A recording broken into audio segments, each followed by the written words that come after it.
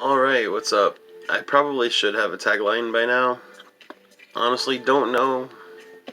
Don't know. Or do I? Maybe I just start everything like... Actually, one second. I want to be professional about this, since this is going to be a poetry episode, so I gotta put on a hat and a tie, get all dressed up. Just one second. Hello, dreamers. I really do actually need to work on that tagline. Hello... no. Hello, dreamers.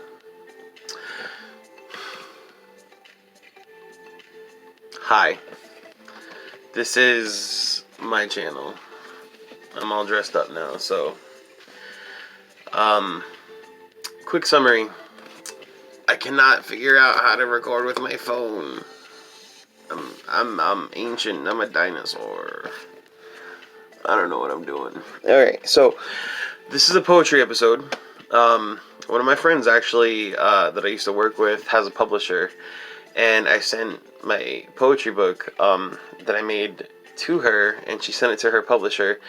And there was actually, great news about it. So, given some time, I might actually start publishing my poetry. Which is freaking crazy, because I started it as a hobby, and then just... When you do things that you like, things just kind of begin to happen. So, I messed up because I can't see where I put these things. Okay, there we go. Alright, so I'm going to read like 20 poems. I know I kind of said I was going to do that before, but this time I'm actually going to do it. So, because, I was just thinking, how cool would it be to perform your poetry? Like, what if you learned how to play guitar, and then you just went somewhere, and because you're a performer, they let you go in for free. They there's no cost, and you can just play. And people either like it or don't like it, but you're still doing your hobby, and that's... So, without much ado, I'm going to go ahead and try to start this right now. So the first poem is called Waking Up in a Rage.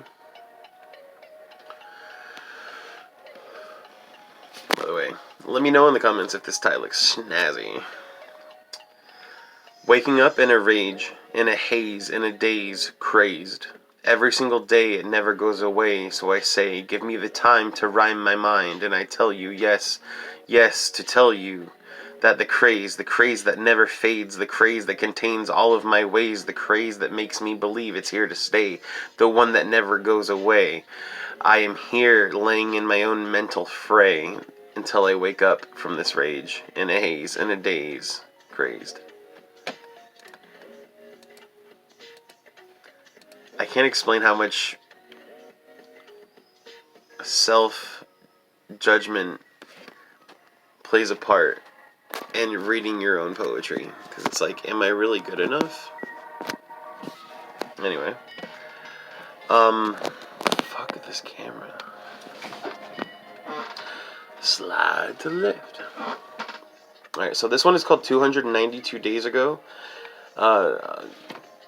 I'll summarize some of the poems. This one was 292 days after my mom died. That's pretty much it. 292 days ago. 292 fucking days ago. Not to mention only 2 more months till a year from now. A fucking year from now. I've been stuck on go. I haven't taken a rest. I haven't caught my breath, but I know I've still got something left. I need to lay beneath a tree. I need to get gone. Fuck trying to rhyme on this one. I just miss my fucking mom. And there's like a little tear emoji. This one is called I'm Out at Sea. I'm out at sea where you can't see. There is no shore in sight. I'm a fucking beast.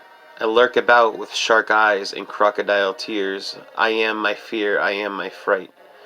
I am all of my own might as I swim around, spending my time trying to fight me, mice, elves, and eyes.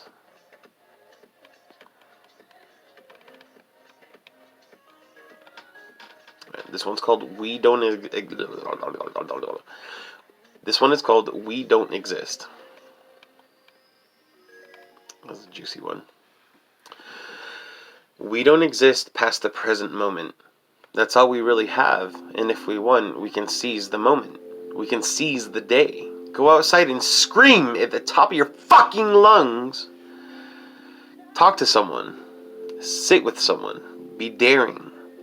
Be adventurous and captivating, and do it for yourself. Do it for yourself this very moment, in this one, in this one, in this one, and then the next one. All of these moments are our only actual existence that we see and that we feel.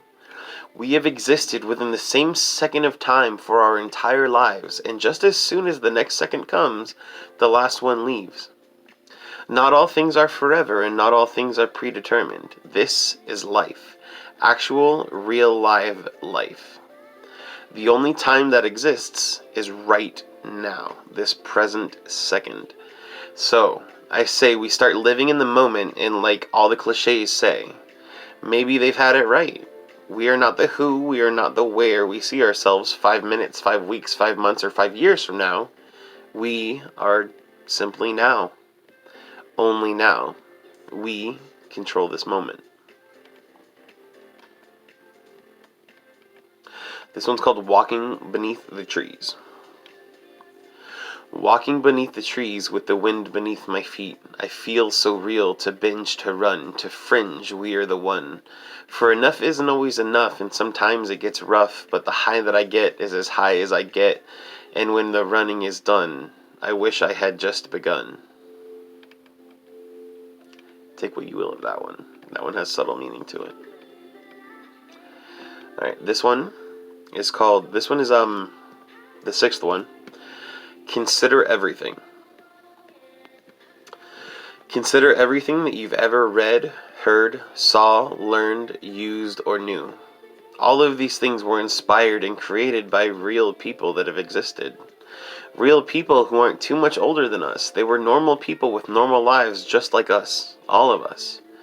Our entire generation now is at some point where other future generations will use our ideas, methods, theories, items, images, sounds, etc., and speak of the things that we're doing now, the things that we're creating now, in these present days, in these present ways, in the future space. We may not feel it or realize it, but we're the expeditionary force of the future. We are all explorers. That one's pretty cool. I like that one. Like, you always read about people doing shit. Like, 100 years from now, people are going to read about us doing shit. Okay. This one is called Cuddle. Oh, I just remembered. A lot of these are actually about my ex and love. And she broke up with me so many times. So some of them are like about getting together. Some of them are about breaking up.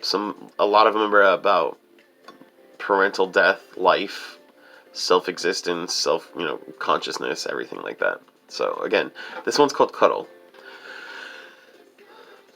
The struggle of wanting to cuddle is a struggle indeed, for the need is not greed but love, and it's love indeed, because to stare at your lover and hug her and want her is explicitly licit, a prerequisite of life. It brings me a high so high the sun can't reach its height. But for you who frights and frays, do not fear, for my arms are open and my words are spoken.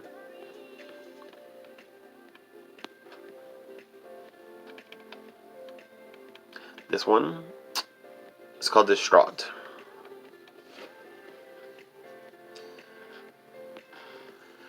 How can one be so definitely distraught when... I messed that up.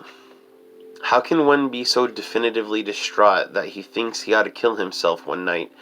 Then how can he be so happy, almost like an infinite, the next night?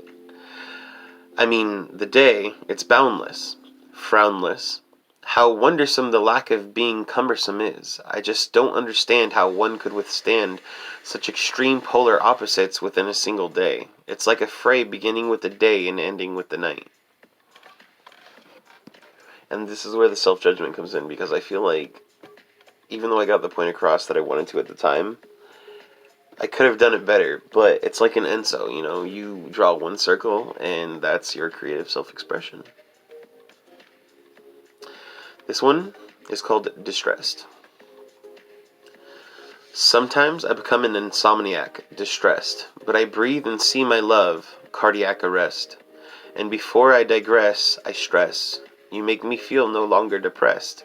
And this boy who was an insomniac, distressed, now just writes about the girl with the Pontiac, refreshed. Damn. That one was actually about this one girl I thought I fell in love with, but, like, she wasn't into guys. And that was hard for me to handle, because I'm like, but I love you. And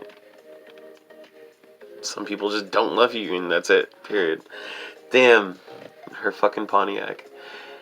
If you're watching this, I'm sure you know who you are. Fucking Ponty. The name of the car. This one is called Here I Break, number 10. I'm sitting here, and here I break. Am I writing this? Am I awake? No, this isn't my fate. But the feelings that quake are surely innate. At times I hate and I rage beyond any gauge, and I hate to say that I'm afraid of the pain, and I'm afraid that I might be insane. I've been pried from myself, now I need to find myself. And I climb from hell, so instead of a yell, with my text I can yell, I can't see you until I become a little bit more swell. How do you wink? There we go. That's what I was trying to do. This one is called Love. This one, I don't know where I was. I was infatuated with so many females, because I had been lost for so long, and it's like, I have everything to give. I have everything to give. So again, this one's called Love. Love is a big word to use. Love is not a word to abuse. Love is something to choose, and if I choose, it would be with you. I love you for all your ups and all of your downs, even if you're throwing up or falling down. Love is the word that I'd use. It's something I don't ever abuse. I'm here for you, your faults and your flaws, here for your feats and your ever so passionate heat. I've been to rock bottom and I've made it back home. But the bottom isn't so bad when we've got our fresh air. Fear, doubt, and wonder, oh, how cruel can they be? But if you give me a chance, you'll see. I'll show you that you're the wonder that you've always wanted to be.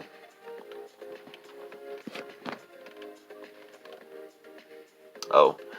Alright, so this is haiku 1 and 2. The first one. Writing a haiku. This is so awesome, my dude. I think I did it. And the second one. I ride and I run because driving isn't fun. I need fire in me. That's when I started to exercise, like, before I got into the heavy relationship over there. Okay. This one is called Worry Free. Racing thoughts, a mind distraught. Is she here? Is she there? Is she safe? Why am I scared? I try to confide my mind, and I try to distract myself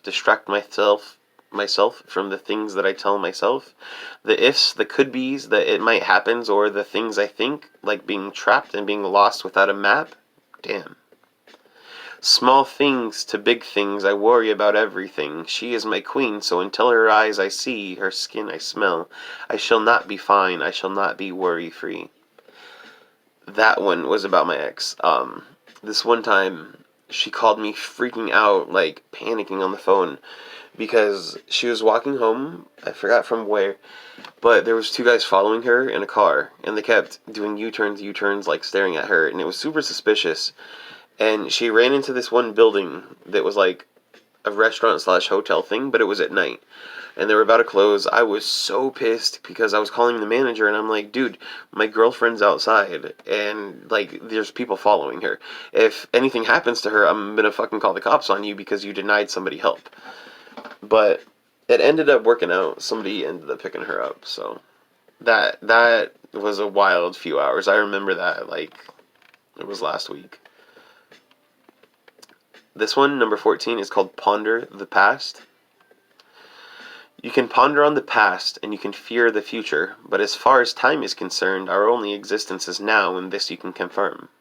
Make the best of life, because every second we're reborn, and every right now is our current reform.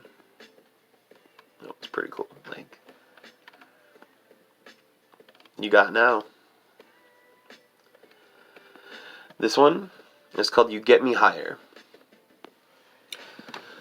You get me higher than I've ever been before. I don't need the drugs or the drinks because you are so much more. With a clear mind to think and words to speak, you're the one addiction I would really love to keep. In hindsight, I really wish I didn't keep that addiction because it's hard to get out of a 4-year relationship. Alright, this one is called Words. Words. Whether written or spoken, those which sound like something of Shakespeare are enough to make one feel counter-obtrusive feelings relatable to those feelings that one emphasizes and fantasizes about. Like those of a fine summer's eve sitting with your lover in a field as a gentle breeze pushes against each other's skin, while you both gaze into the soul of the sun while it sets into the orange oblivion. Yes, this is the feeling that words are able to give, and as such, they give the feeling to me. The words are relief. They do indeed, and if you can believe, then they are never obsolete. The self-judgment and the anxiety is real when you're trying to recite your own shit. Oh my god. But I'm doing it. Fuck it. I'm doing it. And, like, you're obviously watching it, so whatever. And it's a hobby. It's not like it's a job. I enjoy writing poetry. I just need to practice because I want to start going to clubs and reciting there. And my main motivation, I'm going to tag... well, I guess I don't know how to tag. Like, I'm fucking super new to YouTube. Like, I'm not new to YouTube. I just don't know what I'm doing. But there's this poet. I'll link his video. I'll do that. He has OCD, and it doesn't matter how bad... Or no, he doesn't... Yeah, he has OCD, and his verbal tics are so intense. It doesn't matter. He does stuff like that. It does not matter to him. He just continues, and that's fucking raw. And I love that. So if he can do it, I can. Thank you. Alright. So this one.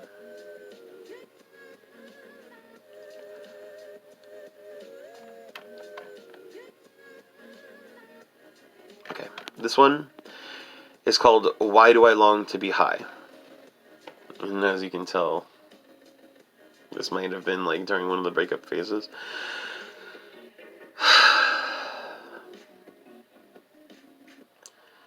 Why do I long to be high? I announce when I'm down that I drowned and I want to die for nothing's alright, but tonight my feelings are bound by the brew and my nouns are all askew. Goodbye for now, goodbye for later, stand by to feel, stand by to heal. I'll come around, yes, I'll calm down, but while I'm bound, please just don't break me down. This one, ooh. This one's called While She Was... Oh, okay, yeah. This one is called While She Was Gone. While she was gone, time became distorted. It was stopped, slow, and somehow supersonic at the same time. I waited, I wondered, and while I waited and wondered, I thought and contemplated upon the universe and dimensions, and I saw the beginning and the end of what could be and what could not. I traveled far, I traveled near, and I also traveled to nowhere.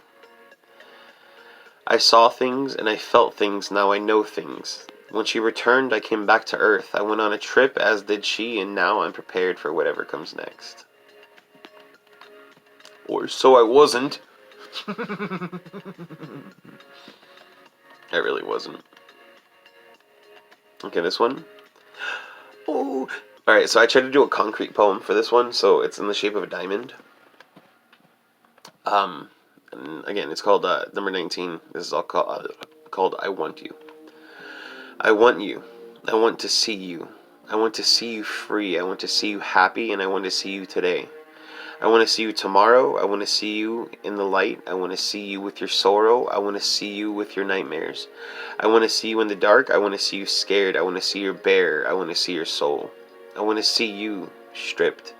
But most of all, I just want to see you.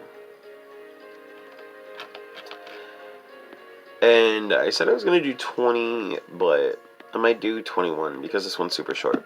This one is called My Veins. My veins pump lividity and my breath is lost. I'm losing control, but my anger just hit the spot. I had a bad anger problem. Okay, and number I'll go up to 22 because these last two are pretty cool. So, 21 is called Transcending, and 22 is called The Time Is Right.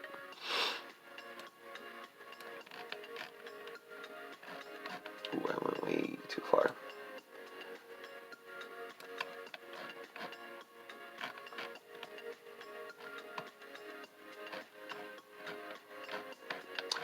Alright, I actually made a book, and I'm pulling all these from the book that I wrote. I wrote a lot of freaking poems, man. A lot of freaking poems. Alright, so Transcending. Transcending sight and sound, unbound, I'm beginning to see the light again, my friend. You've helped me save me, just by the grace of thee. My heart, you helped me to mend. I thank you, I thank you. And again, here is to never again. And then, whatever the other one, number 22 I said was, I'll check it after this. The time is right for cyanide's flight within me. It would be so nice to end it tonight. I, a detainee of time, wish to end my strife, to be an escape of this thing we call life.